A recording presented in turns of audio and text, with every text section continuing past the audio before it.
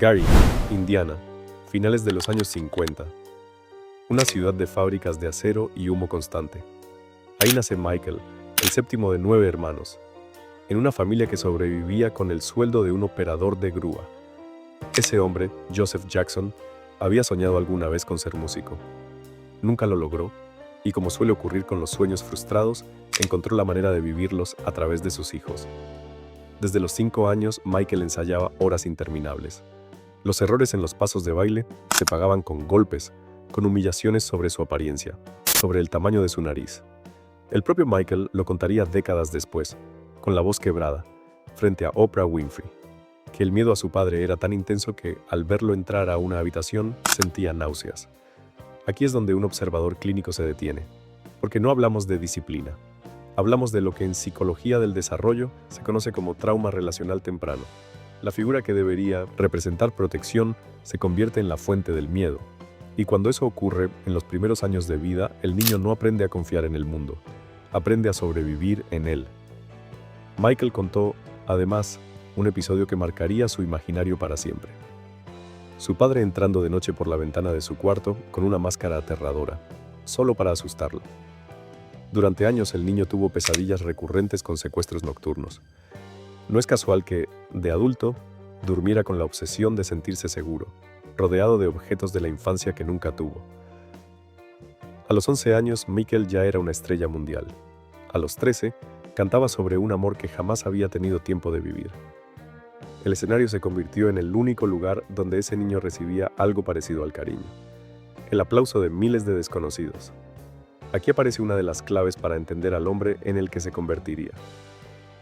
La psicología ha documentado que los niños explotados o privados de una infancia estable suelen desarrollar, en la vida adulta, una necesidad compulsiva de recuperar aquello que perdieron. Michael lo dijo con sus propias palabras en 2003 frente a las cámaras del periodista Martin Bashir. Se identificaba con Peter Pan, el niño que se niega a crecer, el símbolo de la eterna juventud. No fue una ocurrencia. Michael construyó un rancho. Lo llamó Neverland, nunca jamás, y lo llenó de atracciones, animales exóticos y un tren en miniatura.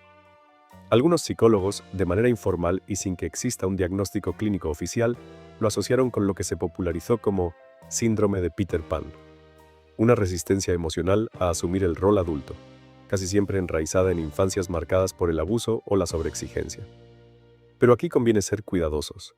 No existe un trastorno psiquiátrico reconocido con ese nombre. Lo que sí existe, documentado por quienes lo rodearon, es un patrón. Un hombre que buscaba en la fantasía y en la compañía de niños la ternura que jamás tuvo la oportunidad de experimentar en carne propia. En los años 80, el rostro de Michael Jackson empezó a transformarse. La nariz, primero por una lesión durante un ensayo de baile. Después, por sucesivas cirugías. La piel, cada vez más clara.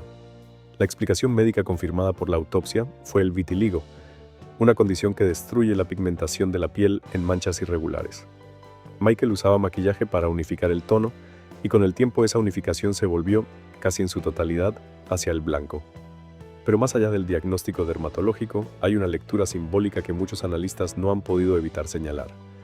Un niño humillado constantemente por su apariencia, por su padre, terminó convirtiendo su propio rostro en un proyecto interminable de reconstrucción. No sabemos con certeza qué pasaba en su mente frente al espejo. Lo que sí sabemos es que el cuerpo, cuando la palabra no alcanza, suele hablar por quienes cargan un dolor que no encuentra otro lenguaje.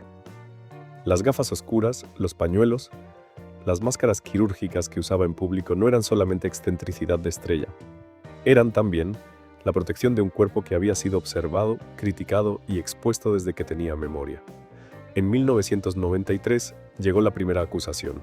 Un niño de 13 años, Jordan Chandler, y una denuncia de abuso sexual que nunca llegó a juicio penal porque las partes alcanzaron un acuerdo económico. 12 años después, en 2005, Michael Jackson enfrentó un juicio penal por acusaciones similares relacionadas con la familia Arvizo. Fue absuelto de todos los cargos. La historia no terminó ahí. En 2013, 4 años después de su muerte, 2 hombres que de niños habían pasado tiempo en Neverland, Wade Robson y James Safechuck, presentaron demandas civiles alegando haber sido abusados por Jackson en su infancia. Sus testimonios, recogidos años más tarde en el documental Living Neverland, reabrieron un debate que sigue dividiendo al público. el de un genio irrepetible y el de una serie de señales que, vistas en retrospectiva, muchos consideran alarmantes. Aquí no hay una verdad judicial definitiva más allá de la absolución de 2005. Lo que sí existe es una pregunta que la psicología del trauma plantea sin resolver del todo. ¿Puede una persona, marcada por el abuso en su propia infancia, reproducir dinámicas de las que fue víctima? No es una regla, pero es un patrón que la literatura clínica ha observado en distintos contextos. Con Michael Jackson, esa pregunta quedó abierta para siempre. Entre el beneficio de la duda legal y la sospecha que nunca lo abandonó del todo, en 1984, durante la grabación de un comercial de Pepsi, un efecto pirotécnico prendió fuego a su cabello. Las quemaduras en el cuero cabelludo marcaron el inicio de un consumo de analgésicos que se prolongaría durante los siguientes 25 años. Un especialista en adicciones que testificó años después en un juicio civil describió el consumo de Michael Jackson como una dependencia amplia y sostenida, capaz de secuestrar los circuitos de placer y recompensa del cerebro durante el resto de la vida de una persona. Michael mismo lo reconoció públicamente en 1993, cuando canceló una gira para ingresar a rehabilitación. El 25 de junio de 2009, su médico personal, Conrad Murray, le administró Propofol, un anestésico de uso exclusivamente hospitalario, para tratar un insomnio que llevaba semanas sin ceder. Michael Jackson dejó de respirar esa madrugada. Murray sería condenado después por homicidio involuntario. Quien pasa media vida intentando dormir con anestesia general no está simplemente buscando descanso. Está, de alguna manera, buscando apagar algo que no lo dejaba en paz ni siquiera en la oscuridad. Michael Jackson vendió más discos que casi cualquier artista en la historia. Cambió la manera en que el mundo entiende el video musical, la coreografía, la puesta en escena. Y al mismo tiempo fue un hombre que pasó toda su vida adulta intentando recuperar una infancia que le arrebataron antes de que pudiera siquiera nombrarla. No hay una sola verdad sobre él. Hay, en cambio, una acumulación de heridas, talento y contradicciones que el público nunca terminó de resolver y que quizás él tampoco resolvió jamás.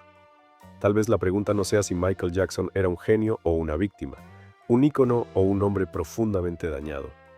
Tal vez la pregunta sea otra. ¿Cuántas historias como la suya empiezan, siempre, de la misma forma silenciosa? Con un niño al que nadie le preguntó si quería crecer así